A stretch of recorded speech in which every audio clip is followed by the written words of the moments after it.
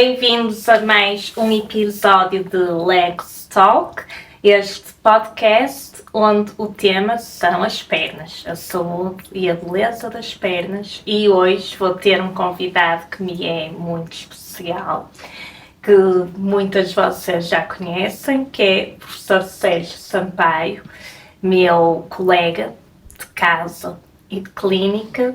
É o meu marido, cirurgião vascular, professor da Universidade de Medicina do Porto, e nós hoje vamos falar um bocadinho sobre congestão pélvica. Sérgio, obrigada por estares aqui comigo, ter esta conversa sobre um tema ao qual tu te dedicaste particularmente, que é a congestão pélvica, e que é algo que é extremamente prevalente entre as mulheres.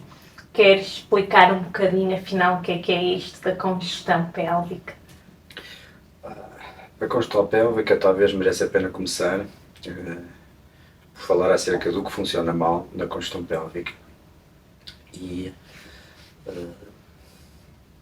se calhar merece a pena distinguir varizes pélvicas de congestão pélvica.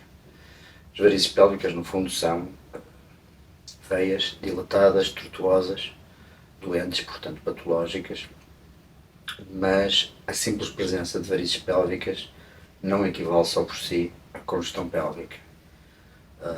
Muitas senhoras que tenham feito exames ginecológicos ou simples ecografias pélvicas podem ser confrontadas com esta chave, a existência de varizes pélvicas. Portanto, é algo extremamente comum. As varizes pélvicas sim, a congestão pélvica felizmente muito menos.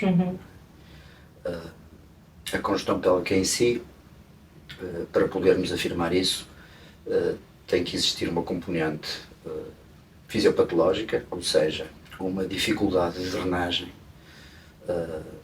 pela circulação venosa da bacia, e isso pode acontecer por um mecanismo de refluxo. No fundo, isto quer dizer o quê? Que as válvulas de determinadas veias não estão competentes, portanto que permitem o refluxo venoso por ação da gravidade das regiões mais altas para as regiões mais baixas. Ou também pode acontecer este fenómeno de dificuldade de drenagem por um componente obstrutivo. Determinadas veias, nomeadamente as veias ilíacas ou a veia renal esquerda, podem estar comprimidas, dificultando a drenagem através dos plexos venosos que deviam estar a permitir a drenagem venosa da bacia. Muitas das vezes estes dois mecanismos, a compressão e o refluxo, associam-se na mesma pessoa, na mesma doente. Portanto, esses são aqueles mecanismos, a causa que pode levar ao tal síndrome de congestão pélvica. Exatamente. Ou que poderá levar também às simples varizes pélvicas, sem o síndrome de congestão pélvica. Para falarmos do síndrome, a sintomatologia tem que estar presente. E que sintomatologia, de que é que as pacientes se queixam e a que é que deverão estar atentas para eventualmente se pôr esse diagnóstico em cima da mesa?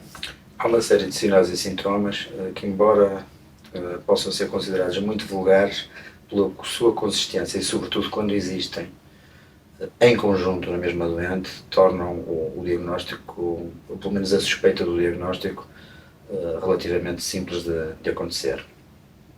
A dor é constante. Constante, não quer dizer que esteja sempre a doer na doente, mas é constante de doente para doente. A existência de dor é mandatória no sino da congestão pélvica. Dor no fundo da barriga, portanto. Sim, na bacia, não é? No pavimento pélvico. É uma dor que é quase sempre descrita como não necessariamente extremamente intensa, difícil de definir em termos de localização. É naquela área do pavimento pélvico. E é uma dor que consistentemente acontece de uma maneira bastante mais intensa à medida que as horas de pé ou sentada vão acontecendo. Começa a estabelecer-se uma necessidade de procurar alívio na posição de deitada ou pelo menos de reclinada.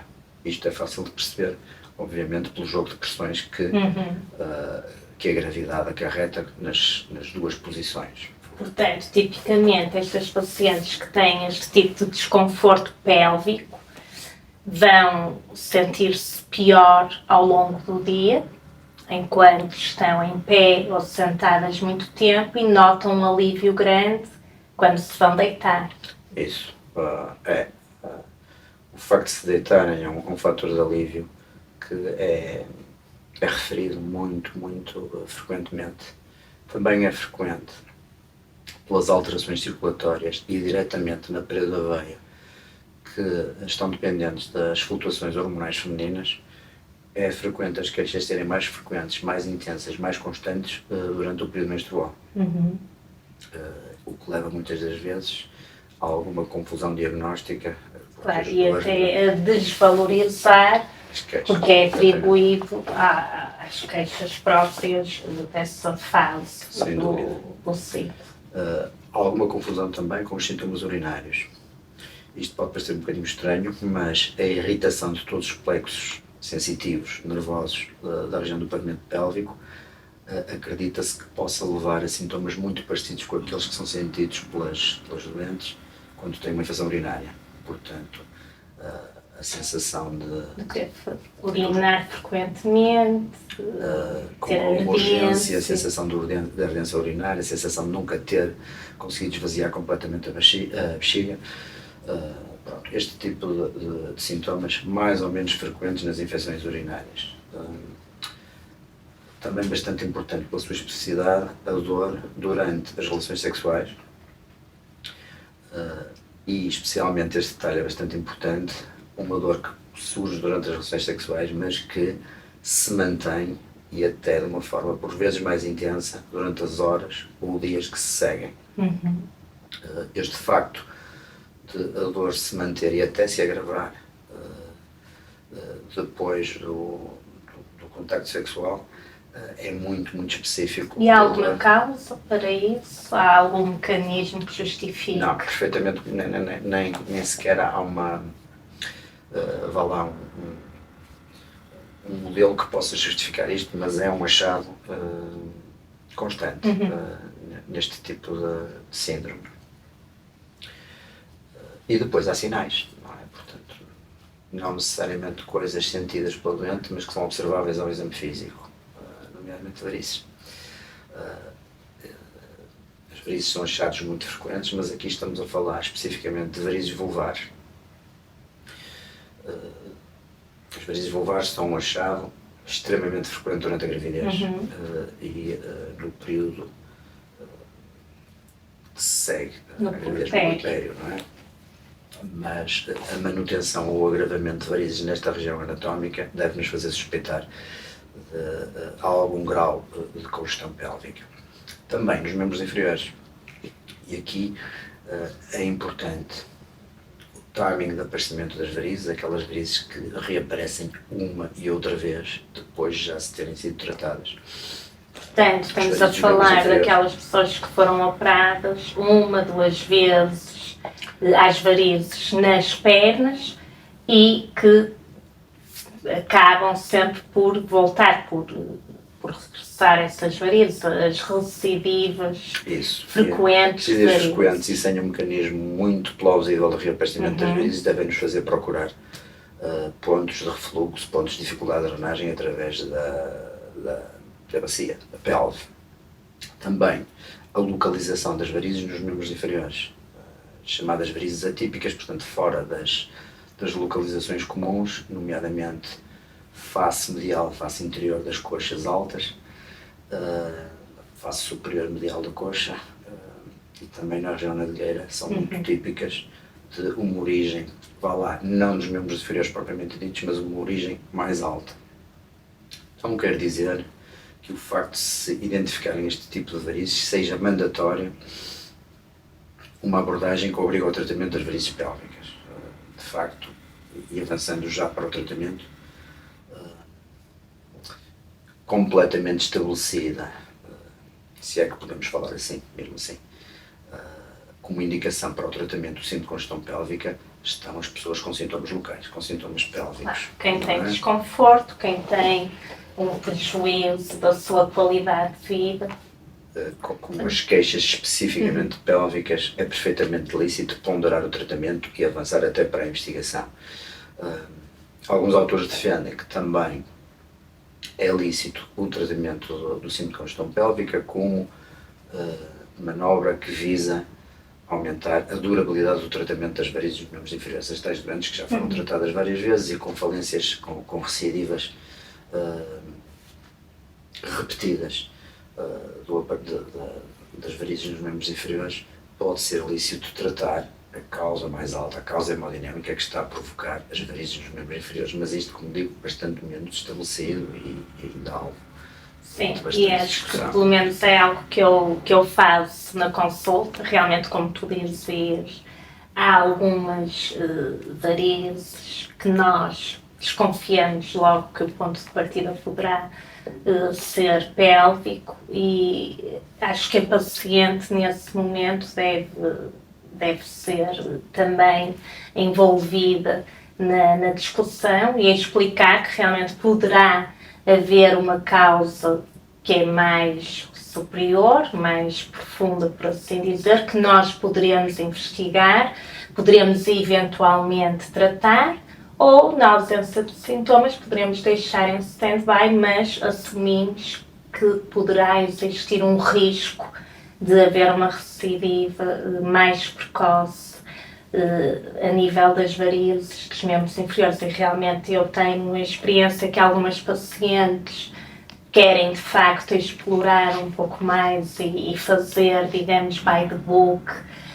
Se há alguma coisa a tratar a nível pélvico, preferem tratar primeiro para diminuir o risco da necessidade de uma nova cirurgia nos membros inferiores. Há outras pacientes que, na ausência de sintomas pélvicos, preferem avançar para aquilo que realmente as incomoda no momento, que são as varizes nas pernas, e depois, então, se voltar a aparecer alguma veia nas pernas, alguma variz com indicação para tratamento, darmos um passo atrás e irmos então estudar a parte pélvica. Eu acho que esta de falar com a paciente e explicar-lhe o que está em cima da mesa, quando não há sintomas, claro, faz todo o sentido, e realmente há que envolver a paciente na decisão do que vamos fazer, quando não há nenhuma guideline estabelecida que nos diga o que é de facto mais benéfico.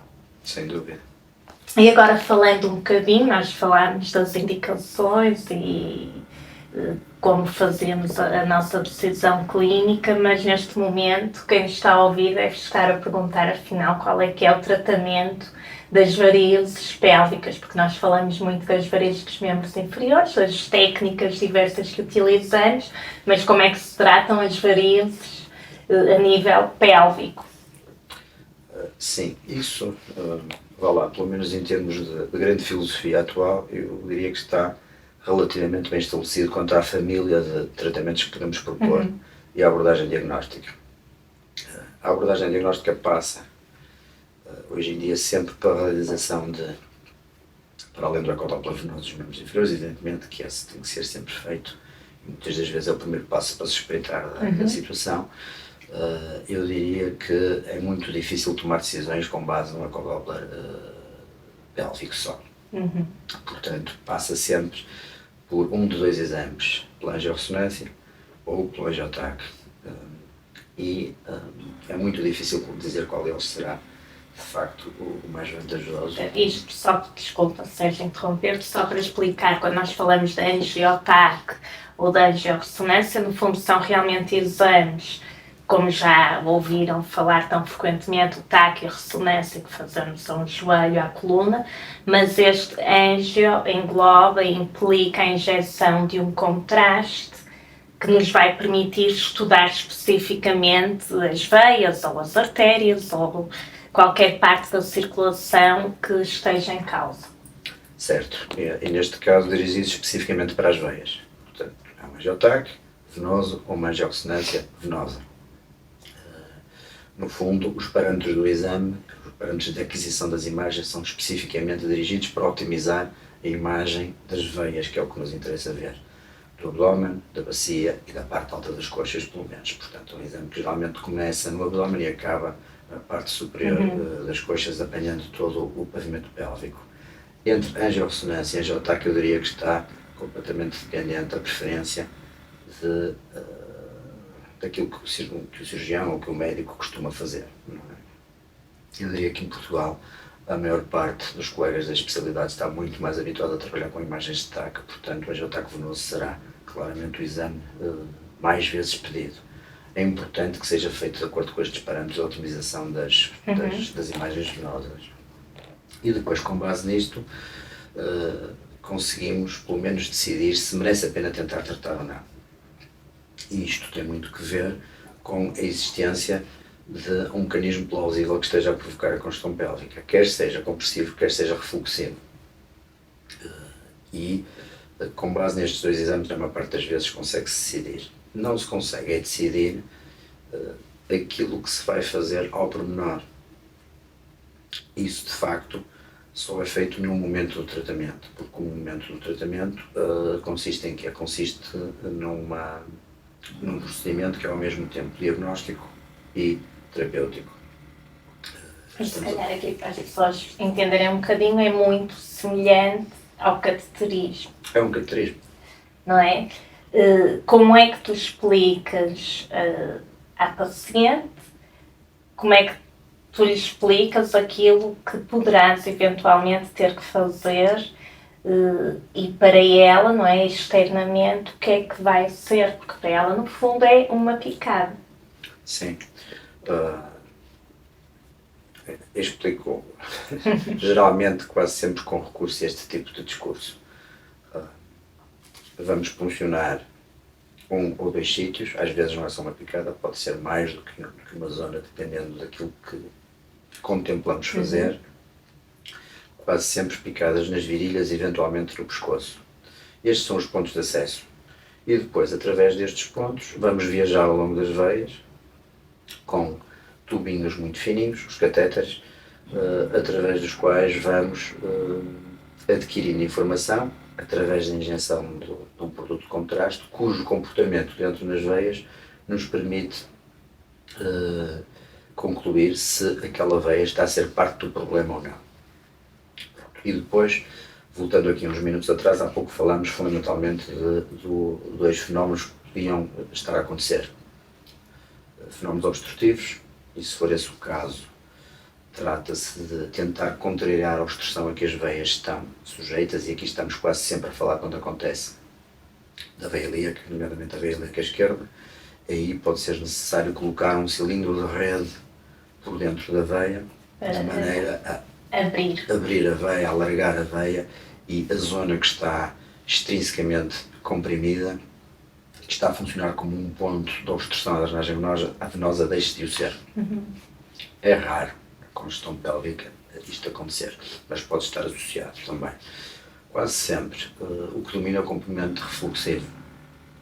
Pronto, as tais veias cujas válvulas cederem e estão a deixar, por ação da gravidade, o refluxo acontecer, pressurizando as veias do pavimento pélvico e provocando os sintomas de que falamos há pouco.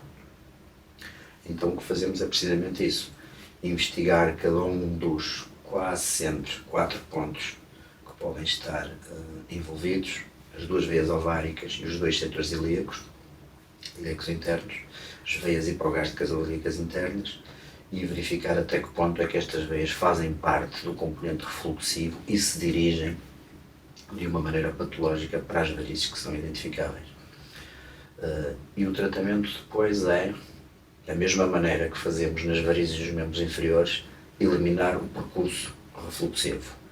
Não vamos fazer com cirurgia aberta fisicamente, fazemos no mesmo momento, por isso é que este procedimento que estamos a falar é um procedimento que serve para completarmos o diagnóstico, tomarmos as decisões, mas no mesmo momento avançamos para aquilo que decidimos fazer. Então eliminamos as veias, ocluindo-as. Uma veia, quando fica ocluída, deixa de ser uma veia, o sangue deixa de passar, deixa de circular através dela. Tudo bem, só estava a circular no sentido patológico, portanto, isso não é problema nenhum, pelo contrário, é a solução. Evitarmos este fluxo em sentido contrário àquilo que devia estar a acontecer, e, portanto, acabará por se transformar num resquício cicatricial fibroso que acaba por deixar de existir enquanto veia. Esta eliminação pode ser feita de acordo com diversos mecanismos. Eu geralmente utilizo uma técnica mista em que coloco dispositivos que são libertados de maneira controlada dentro da veia, chamados coils, pequenas estruturas metálicas revestidas quase sempre de teflão que induzem a coagulação do sangue controlada nesse setor, ao mesmo tempo que injeto um produto esclerosante, uma mistura de ar com polidocanol, que vai provocar... que muitos já nos ouviram aqui falar. Isso. Para o tratamento das varizes nas pernas. E que aqui é injetada a uma distância muito maior, vai pelos tais catéteres de que falamos há pouco, e é injetada nos segmentos que pretendemos eliminar das veias. Muitas das vezes esta técnica é chamada técnica sanduíche porque fazemos uma sanduíche de coil, espuma, coil. Portanto, vamos aprisionar a espuma entre dois rolhões de coils, maximizando, portanto, a segurança e a durabilidade daquilo que é feito. E quanto tempo após o procedimento é que é expectável que a paciente note melhoria das queixas? Quase sempre muito rápido, depois de passar por um período de agravamento. Este período, este ato que descrevemos agora da eliminação das veias vai obviamente inflamar as veias e portanto dói um bocadinho, mas é mesmo um bocadinho só. A analgesia que é dada a seguir estes procedimentos é um anti-inflamatório. Prefere. E nem sempre é necessário. Quando acontece estas queixas pós-intervenção, nem são mau sinal, quer dizer que as veias de facto estão a sofrer aquilo que nós pretendemos que elas sofressem. Esta dor costuma ser descrita como uma dor parecida com a dor do período menstrual ou como uma agudização daquelas queixas que levaram a doente à consulta. Controlam-se, como eu disse, facilmente com Profene e duram 1 a 2 semanas. Depois disto, a melhoria das queixas costuma ser progressiva e rápida, comparativamente àquilo que era sentido pela doente antes de ser tratado. Muito bem. Por vezes é possível apreciar também a diminuição visual das varizes vulvares no pavimento pélvico, que perdem pressão e portanto ficam menos dilatadas, com menos pressão, embora obviamente que nunca desaparecem totalmente e às vezes, quando a doente o deseja, é preciso complementar isto com esclerose direta, por punção das varizes do pavimento pélvico. Secagem direta. Isso. Destas veias que estão mais exteriorizadas. É depois possível fazer isso de uma maneira muito mais eficaz porque deixaram de estar pasteurizadas. Claro, no fundo, como nós fazemos quando tratamos as varizes e depois vamos tratar os derramezinhos já sem a pressão. Portanto, eu acho que nós aqui abordamos quais os fatores que nos devem levar à suspeita de diagnóstico, não é? A localização das varizes, o sintoma, como se faz esse diagnóstico. Já vimos que a ecografia simples não é suficiente. Na maior parte dos casos recorre ao angiotaque e também o tratamento que tu explicaste muito bem, todos os mecanismos ou a abertura daquilo que está a provocar um mecanismo oclusivo ou então fecharmos nós e secarmos nós o que está a provocar o refluxo, mas que de facto para a paciente vai ser através de 1 ou 2 picadas e tudo o resto é feito por quase dentro. Sempre com anestesia local. A parte dos casos são feitos com anestesia local. Às vezes é um bocadinho desconfortável, não pela dor, mas pela sensação de invasividade quando temos que trabalhar no pescoço, que é muito junto da boca, junto da face, a pessoa pode se sentir confortável e uma sedação é suficiente. Quando trabalhamos apenas nas virilhas é tranquilíssimo e consegue-se fazer só com anestesia local. O que dói é a pele, é a picada da pele. Estamos a falar do tratamento de portanto, patologia refluxiva. Se tivermos que colocar o tal cilindro de rede que falamos há pouco para abrir uma veia, aí geralmente é diferente, isso pode levar um bocadinho mais a fazer o procedimento e geralmente pelo menos a sedação é conveniente, mas isso é raro. É um procedimento que não obriga, obviamente, a treinamento e permite uma alta muito poucas horas depois, com uma vida normal. Retomar toda a atividade física, atividade Imediato. laboral, exercício físico, sem qualquer problema. Completamente. Obrigada. Eu acho que nós abordamos aqui tudo o que tínhamos a abordar sobre varizes pélvicas e sobre congestão pélvica, também a diferença entre elas e as implicações nas varizes das pernas. Espero que tenham gostado. Se dúvidas houver alguma questão, podem nos contatar através das redes sociais ou por e-mail diretamente para a clínica, que nós teremos todo o gosto em responder. Até breve!